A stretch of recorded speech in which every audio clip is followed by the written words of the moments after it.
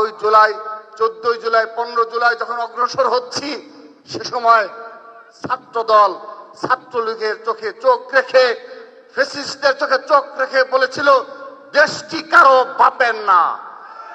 ঢাকা বিশ্ববিদ্যালয়ে আমাদের বোনেরা স্লোগান দিয়েছিল লাখো শহীদের রক্তে কেনা দেশটি কারো বাপের না।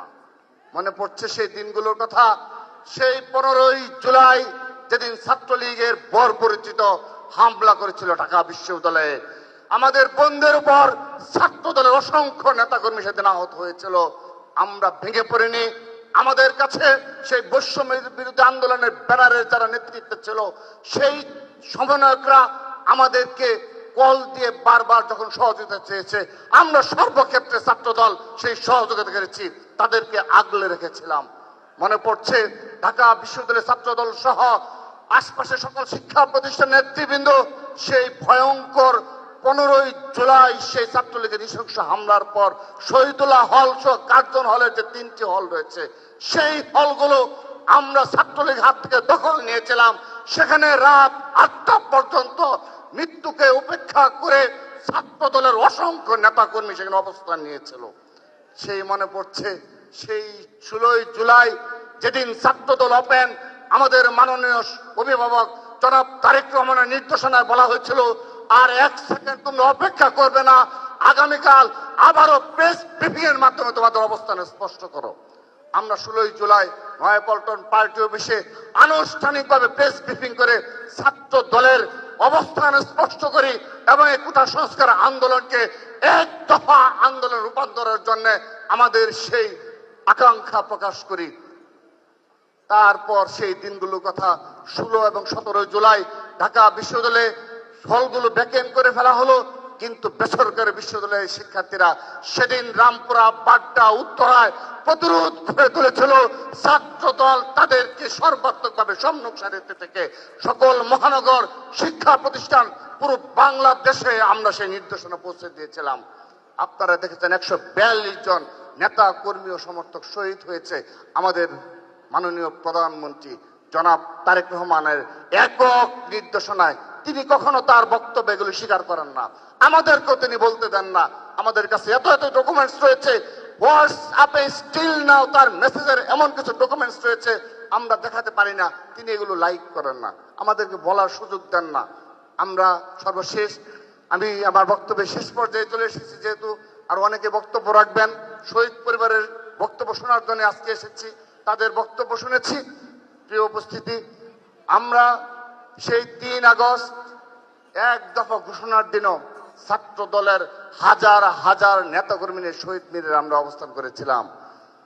4 আগস্ট ছাত্রলীগকে বিতাড়িত করার ক্ষেত্রে যাত্রাবাড়ি, শাহবাগ সহ সকল ক্ষেত্রে ছাত্রদল, যুবদল, বিএনপি অগ্রভাগে ভূমিকা পালন করেছে। সারা বাংলাদেশের আওয়ামী লীগের পার্টি অফিসগুলো আমরা ঘুরিয়ে দিয়েছিলাম, আগুন জ্বালিয়ে দিয়েছিলাম আমরা। প্রিয় উপস্থিতি, সেই 5 আগস্ট সেই বিজয়ের দিন, কিন্তু একটি বক্তব্য রেখে আমি আমার বক্তব্য শেষ করছি।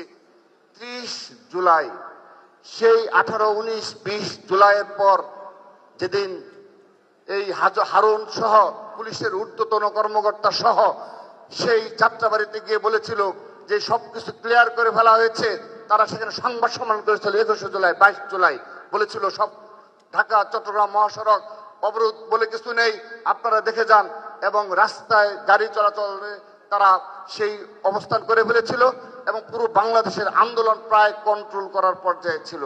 সে সময় আমরা বারবার ভেবেছিলাম, সেদিন এই বৈষম্য বিরোধী ব্যানারের যারা নেতৃত্বে ছিল, নাহিদ, আসিফ সহ তারা গ্রেপ্তার ছিল। আমাদের মাননীয় প্রধানমন্ত্রী তিনি বারবার আমাদেরকে প্রতিটি মুহূর্তে যোগাযোগ করে পরামর্শ দিতেন যে কি কর্মসূচি নেওয়া যেতে পারে। কিন্তু যারা বাইরে ছিল সমন্বয়ক এবং ছাত্র দলের আমি, নাসির সহ আমাদের যারা দায়িত্বে ছিলাম, আমরা বারবার সমন্বয় করেছি। 1-2টি প্রোগ্রাম আপনাদের মনে রয়েছে আমরা ফেলিওর হয়েছিলাম।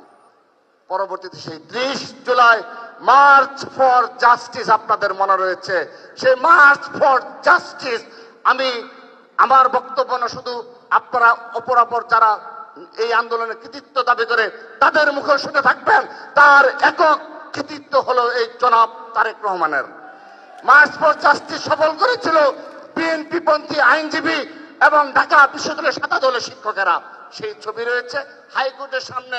সেই মুভমেন্টের মাধ্যমে আবারও এই আন্দোলন নতুন গতিপথ পেয়েছিল। আমাদের বিশ্বাস এসেছিল আমরা পারবো, উই ক্যান ডু। এবং সেদিন এই যারা বাহিরে ছিল সমন্বয়করা, তারা কৃতজ্ঞ চিত্তে আমাদের এই অবদানকে বারবার স্মরণ করেছে এবং পরবর্তী সেই 3 আগস্ট। সবাইকে ধন্যবাদ জানিয়ে বিদায় নিচ্ছি। সবাই দোয়া রাখবেন। আমি কথা দিচ্ছি শহীদ পরিবার সহ সবাইকে আমরা যতদিন বেঁচে থাকবো ততদিন এই জুলাইকে ধারণ করে বাংলাদেশ বিনির্মাণে আমরা ভূমিকা রাখবো। কৃতজ্ঞ চিত্তে স্মরণ করছি আপসীন দেশনেত্রী বেগম খালেদা জিয়ার সেই 15.5 বছরের লড়াই সংগ্রামের মাধ্যমে এই জুলাই আগস্টের প্রেক্ষাপট তৈরি হয়েছিল। শহীদ রাষ্ট্রপতি অমর হোক, মা মাটি ও মানুষের আপসীন দেশনেত্রী বেগম খালেদা জিয়া অমর হোক। ছাত্র দলের গর্বিত অভিভাবক মাননীয় প্রধানমন্ত্রী জনাব তারেক রহমান জিন্দাবাদ, জিন্দাবাদ। আসসালামু আলাইকুম। অসংখ্য ধন্যবাদ জনাব রাকিবুল ইসলাম রাকিব।